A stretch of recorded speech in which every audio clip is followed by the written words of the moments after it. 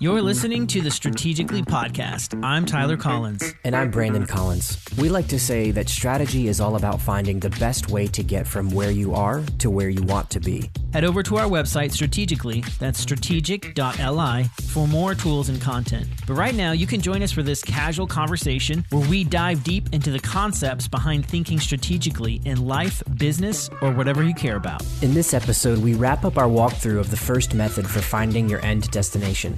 Then we get into specific examples of how that method would work for individuals and organizations. Let's get into it.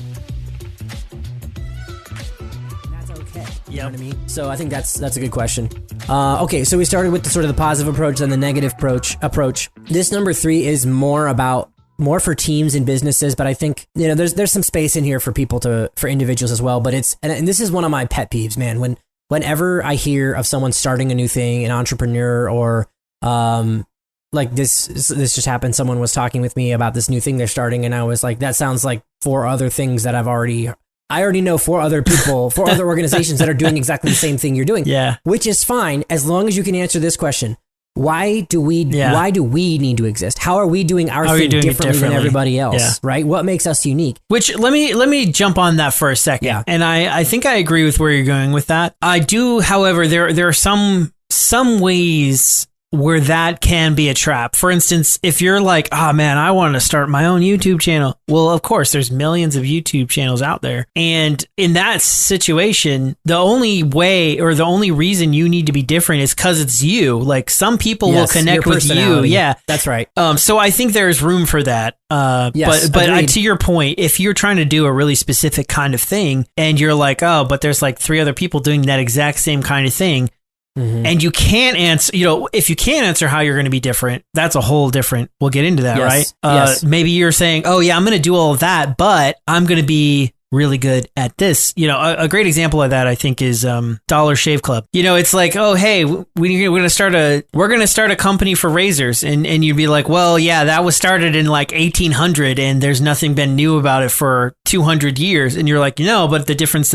about us is we're going to be more convenient because we're going to actually send it to you in the mail and it's a subscription. So you just get it every single time. And yes, now you're different, right? And that's $1 billion company now, from that one small difference. So I think that's where you're going with that, right? Yeah, which is let me hit both things you said, because I think the first point is excellent and was one I was hoping we would hit on, which is you know what, I first heard this, I don't know how I still remember this. 9th grade English class. I kid you not, 9th grade English class. Pay attention in school, kids. Yeah. There's weird things in my life that they hit me just right and I never forget them. Yep. So it was in the book Chicken Soup for the Writer's Soul, I believe. And our English teacher's reading it to us. And basically, I thought it was such a great point. I forget how it all went, but this one little section was basically this young writer had sort of, I think she was in college, taking the whatever English lit class or whatever, a writing class on writing maybe. And the professor basically said, went on this rant that was like, everything you could say has already been said. There's nothing new under the sun. Yeah. You'll never come up with anything worthwhile. Yes, you're going to make some money and that's why you're all here and I can help you do that. But basically he was saying sort of crushing their dream of creating this new, approach or new idea. Well, I mean, this is what I always hear. I want to be the next great American novelist. I'm going to write that novel that, that kids are reading in high school in 10 years. And you know what I mean? That frames some social issue in a new way and people finally see it. And you're kind of like, yeah, it's not going to happen, man. Yeah. Right. Well, but his point was even further than that. He wasn't saying don't think you're going to be a world-class writer because that's statistically not going to happen. He was saying nothing you ever write will be new. You will only be saying what has already been said. Anyway, so then this author that was writing this chapter or section, this contributor to the book had said basically he's 100% wrong. The opposite is actually true. You might say the very same thing that someone else has just said, but your background, your personality, your convictions, your tone, your style, all of that will change it in such a way that it is literally unique and it is very different and it's going to resonate with different people and it's going to sound different and hit different and someone's going to understand it who didn't understand the guy that said it first or whatever. And so that always well, and even for a new generation, I was watching what was I watching recently? Oh, it was about YouTube channels that are getting really popular. And a lot of these guys are doing, this was specifically talking about science experiments, which I thought was interesting because, being, I'm 35, there aren't really, like, I've seen them all, you know what I mean? I did them all in high school, but now you've got a whole new generation coming up, and then the main way they're getting all that stuff is YouTube, and they've never seen like a lot of these science experiment, the like classic science experience for one reason or another. Maybe they didn't get it in school, or they weren't paying attention, or whatever it is, or school doesn't teach that anymore. Yeah. And so this like new crop of YouTubers are like they know that what they're doing isn't new, but they're capitalizing on. There's a whole new generation who doesn't know this stuff, and they're putting it in almost a different language, the language of YouTube. You know what I mean? Yes. Or the language of TikTok.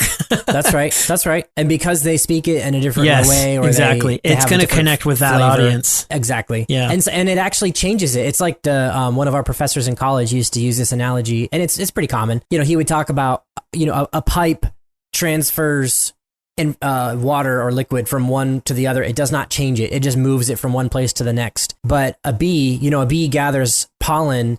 It changes it in its body, and then it spits it back out as honey. And it's a new thing because it has gone through the bee. And that's how it is more with us. Like, if you're actively engaging and anyway, we could talk more about that. But yes, all that to say, for individuals, and even for, that is not impossible to be for an organization. You could say, we're gonna, we are a shoe company, but we want to have like a personality.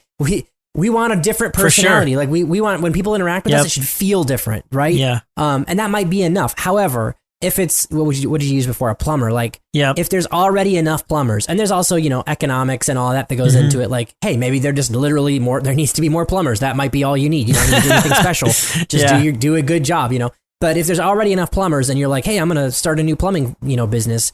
Well, like, how are you doing it differently in a way that is going to make people want to engage with you versus the next person? Yeah. So, and especially if it's online, because everybody's starting online stuff right now.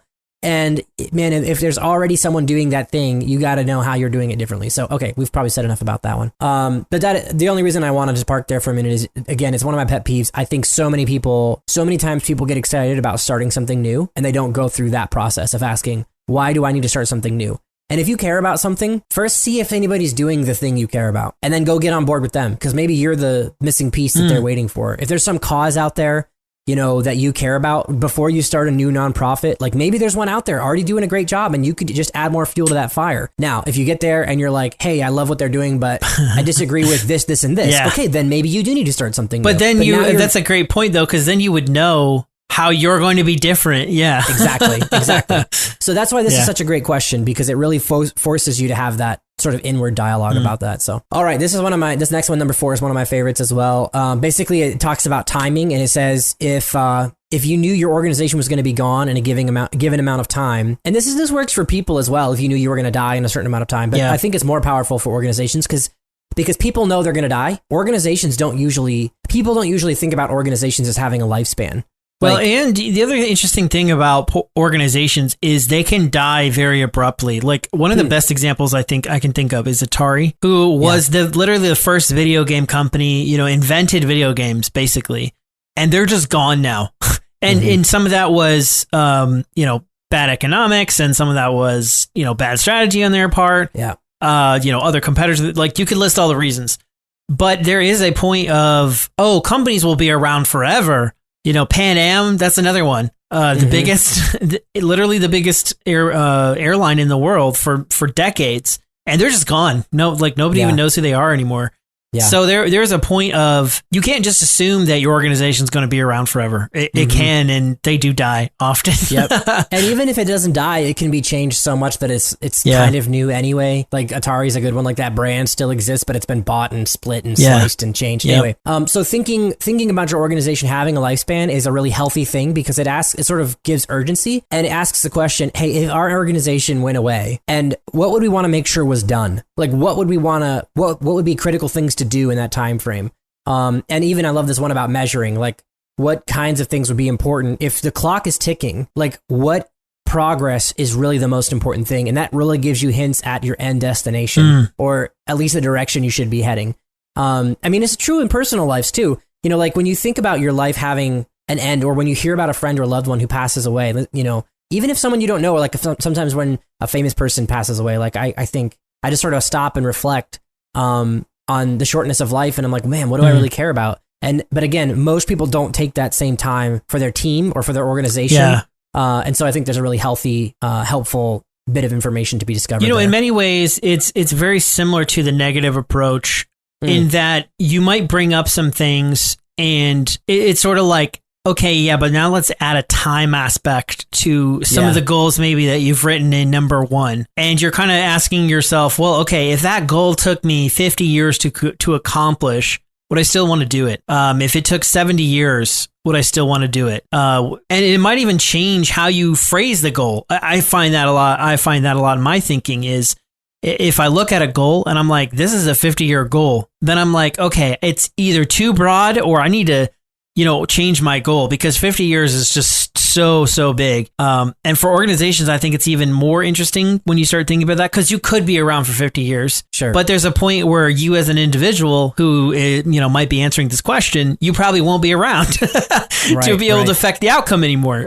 So that really changes how you think about it as well. Well, it is a cost thing, but it's also, I don't see this I see this a little differently than I see the cost one. It does have that same, it could also be seen the way you're talking about, but I see it more like it's sort of the urgency almost prompts new thoughts. In my experience, that's how it's happened. So, for example, you know, often we get caught up doing the grind. We get caught up in filing paperwork and, you know, whatever your weekly grind is in your organization or your team. And my guess is that the grind is not your end destination, but it often displaces the end destination. So when you put a timeline on it, like if we were going to be gone in a year, yeah, I still have to do some paperwork, but I would make sure I was also doing this. And I would make sure we were also making progress in this area. I would make sure we were inching closer to this specific end, you know, again, end destination. You know, and like, I'm trying to think of a good example. Like I'll use our business as an example. This project we're embarking on. Like, okay, this could become a lot of things. And I think you and I have a lot of hopes for it and dreams, and we could see it becoming a lot of different things. But if we knew it was going to end in, say, I don't know, 2 years, and all we had was 2 years and then this was going to be done. Like one thing that jumps out at me is like, I hope this resource, this book, this course is done. Like, I hope we produce it. Yeah. You know, I hope there's actually a thing left when we're done. So that might be one of the key end destinations for me to consider. Well, in that, now, I'm not answering the question, why do I think that? Why would I want that to be true? You know, because I would want to give it to people, or because, you know, I would want to read it myself. I would want to use it myself again because I know I forget these principles often. You know, whatever the answer might be. That's right. I think your point is that now, not only does that time period help you, but because you answered that way, it actually answers even bigger questions of why am I doing this, right? That's great. I want to go down that. I want to take one more step on this journey. Okay. I don't want to get too inward focused on you and I, but I think it's a helpful example. Like for me personally, in that example, I might say, well, because I don't just want to be talking into the void. I want to be actually producing something that helps people. I want something to be created and finished. I want a new thing to exist. You know what I mean? And not just because I put my effort in. Exactly. Yeah. Exactly. And I want that thing to be able to outlast me, you know, and outlast us and outlast this initiative, this time that we're taking. And so that's a valuable, so that point right there, that might become, and again, this is literally off the cuff. It just popped into my head. So who knows, but maybe that's one of our like core statements is we don't just want to create content. We want to create things from that content. We want to produce items. Like, I'm not talking like a physical book, but like, you know, a thing, a system, or I don't know, a book or an ebook or whatever.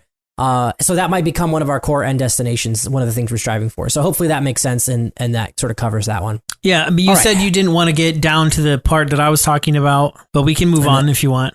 I didn't want to get down to which part? I'm not I was just talking about how, because you would answer certain ways, it might actually show larger answers to those questions. That's what I was trying to demonstrate. Is that example I didn't get that from what you just said.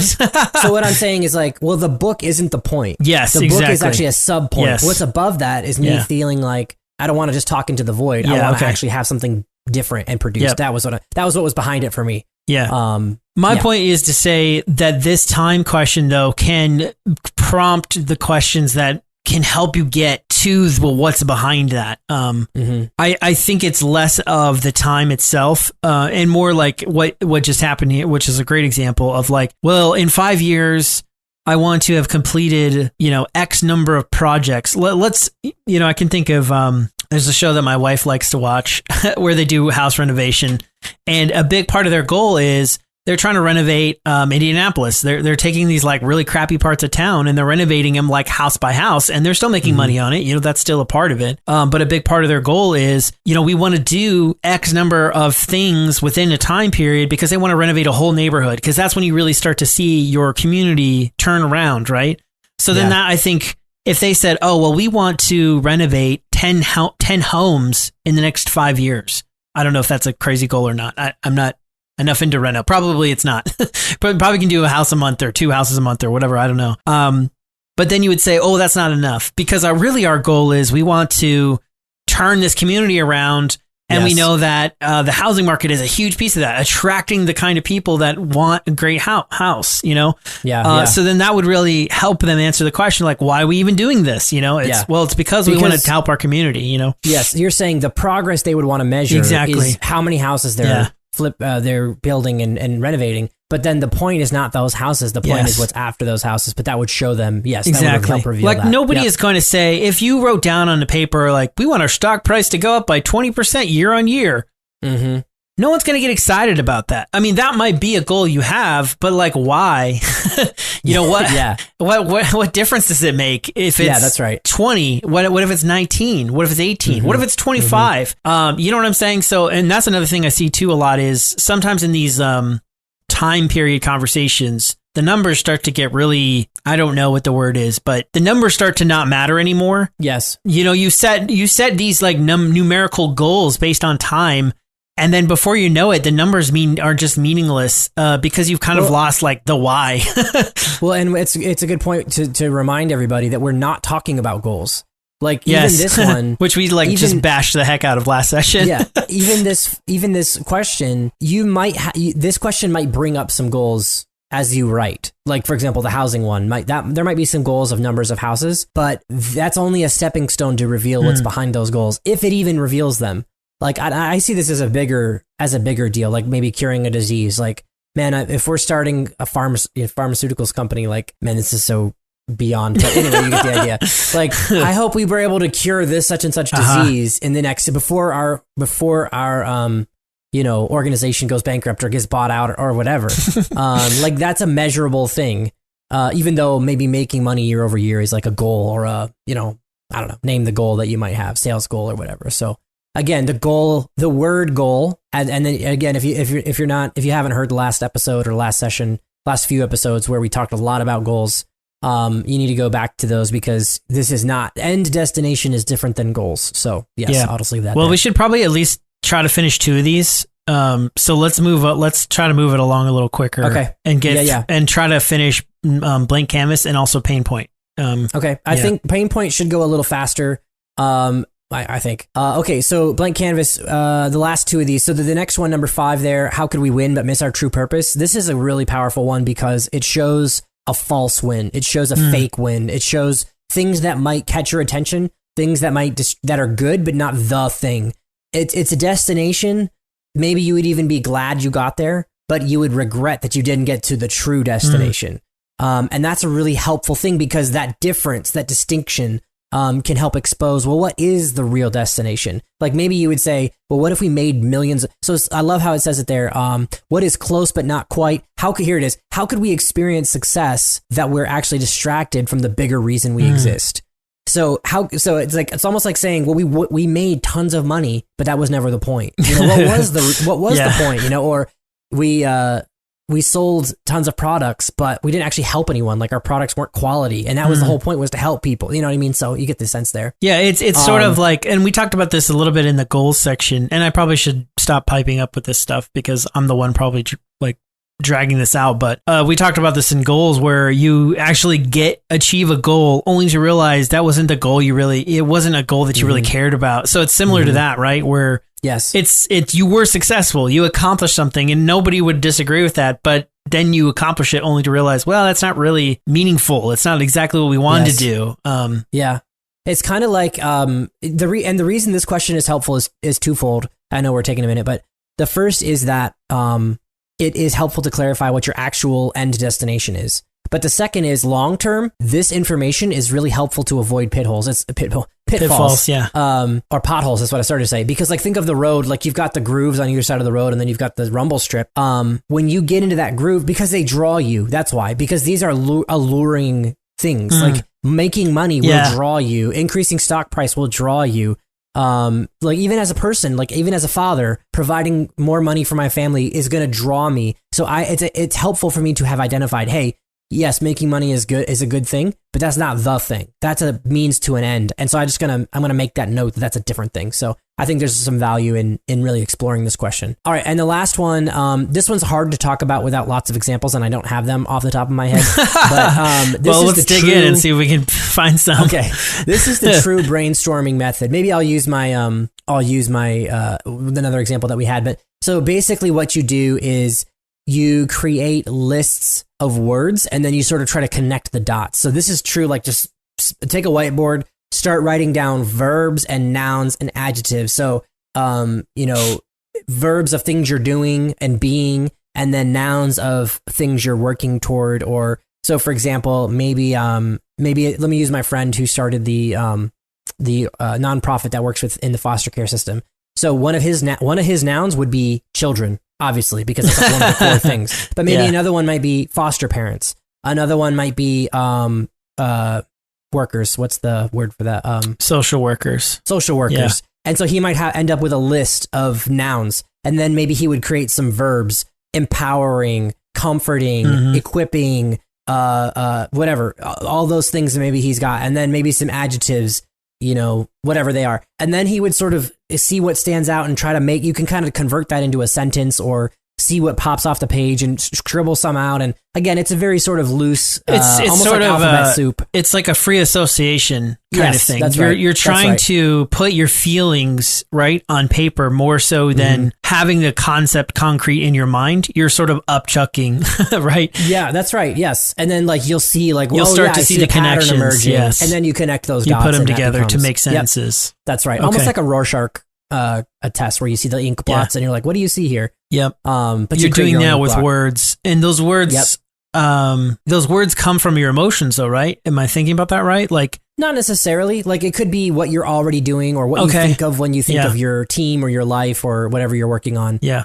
Some of them will be emotional, and some of them, the beauty of this, and again, this whole first blank canvas method, and a lot of these methods too, what resonates with you? That's the core question. Which words jump off the page? Which words are the ones you're like, if I had to scribble out all these words but one, all these nouns but one, which noun would be left? Those kinds of questions helps to narrow things down and figure out what's there. So and okay, so now that we kind of have gone through the whole thing, I guess I've got a few questions. Number one, and as we've gone through this, I've gotten a sense from you that it's less about the answers that you're writing down for all of these and more about conclusions maybe that you draw from all the answers you wrote down. Yes. Is that accurate? Yes, it's about the patterns that emerge. Because any given question, if we're talking about different tests and they all look for something different, this is even like tests within tests. It's almost like if this is a blood test, maybe it's like cholesterol and what are the things your blood tests reveal? I don't know, whatever. all the different markers that they reveal on your blood tests, your glucose level and your, a boom, boom, boom, boom, boom. And so you're like, oh, I see these 3 markers are like way off the charts. That's revealing something about you. Yeah. In a good way. Like maybe you'll see as you do answer all these questions, you look back and there's like one answer that came up every single time, or they're not the same answer, but they're very connected. Then you're starting to see the pattern. You're starting to see what's sort of deep inside you coming out in different ways without even knowing it. Does that answer your question? Yeah. The second question I had was, what do you come away with? Because this is very scattered. Like you could spend a day and write on lots of whiteboards and, write all the notes down for all those people who love notes. There should be like an ASMR version for notes, like people who just love taking notes, like it makes them feel good. I feel like that should be a thing. they could just like take notes on nothingness. Like it just makes them feel good to take notes about stuff, even if it's anyway, getting off track a little bit. But like so you have all these notes, you've got all these whiteboards, you've got pages, you've got material. What do you then do with all of that? You've filled up your canvas. So then how do you pull a destination out of it? It's similar to what we were just talking about with the building block approach. You're saying you're just looking for patterns at that point. You're looking for patterns because what you're going to have is noise in the test. Yes. And then what you need to pull from that noise is the signal, right? Signal versus noise is the classic. And that's one where we were talking about earlier, where you were saying that you want to let it ruminate. So is that what your point is, like, fill all this canvas up and then go let it sit for like how long? I like doing checkpoints. So like I like doing, and maybe what I would recommend is to take each of these questions could be an exercise and could take you 30 minutes. So here's one time I did this in my personal life. It was similar questions to this, and I did one each morning for 30 minutes for like a week. Okay. And so one was sort of marinating as I was working on the next one. And by the end of the week, I looked back at all my notes and I could see, number one, I could look at patterns and I could sort of step back and be almost my own third party observer because as my thoughts are now on the page, on the canvas. And so now I can look at those thoughts almost as like a snapshot in time and say, what do I see here? What do I see about myself as a third party observer? Number one, as patterns, but then number two, what still sticks out to me? Like how would I still answer those things? And so then that's what you end up with as far as an idea. But then from there, what you want to move to, and this is not in here yet, but maybe would be a different subsection in this section of the book, is to say, how do you take that idea and then convert that into a sentence or a thing that you can memorize and write down and keep with you and carry in your pocket metaphorically? You know? But I feel like that would be something you would have to do in any of these methods, right?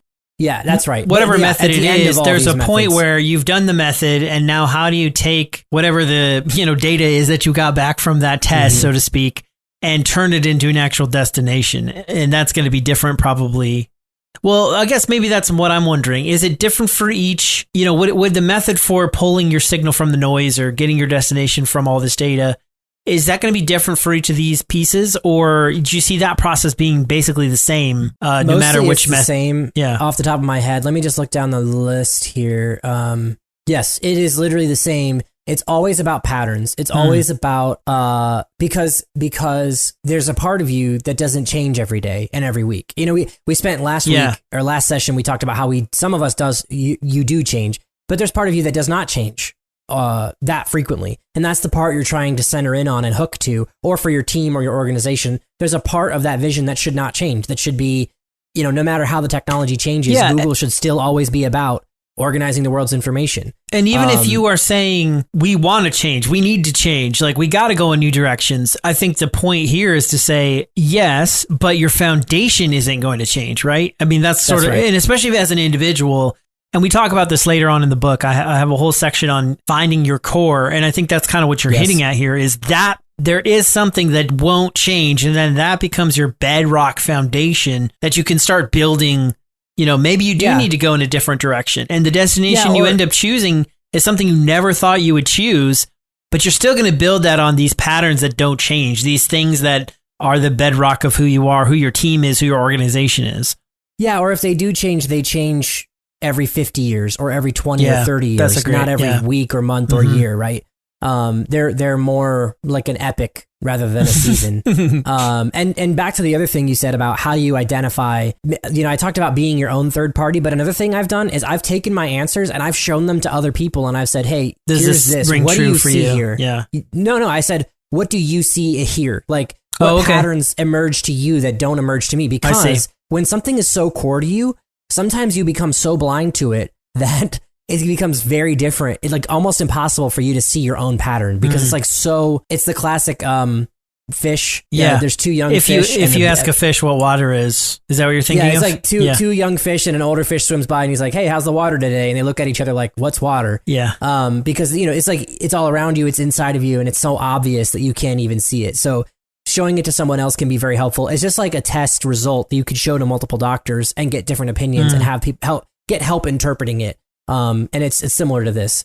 in that way. But again, the pattern is what you're after. The pulling the signal from the noise is absolutely the thing that you're trying to find in all of these methods. And I feel like I had something else that you asked there. Well, what I was saying is there's a point where you could also get a second opinion and, you know, show people maybe the answers you came up with and say, you know, does this seem accurate to you? Because there's a point where you know, and you were already touching on it, like, you can be blinded to your own patterns, but you can also be blinded in other ways too, where you think something is true and you really need someone else to go, but really that's not true. Like you say that, right. But that's not really how it is. You want that to be true. Yeah, exactly. Yep. And then the other thing I would say about this too, and is doing this as a team, is helpful. Like take, if you're doing like weekly staff meetings, take one of these questions each week and put up a whiteboard and brainstorm the answers. That can be really helpful and see what resonates with your team or with your organization. So there's lots to be done there. So that is the blank canvas method. Again, that is better when that assumes you have a lot of the answer inside of you already, which you may not. And that's okay. There's other methods that'll work better for you. All right. Do you want to try to jump into the... yeah, let's see if we can...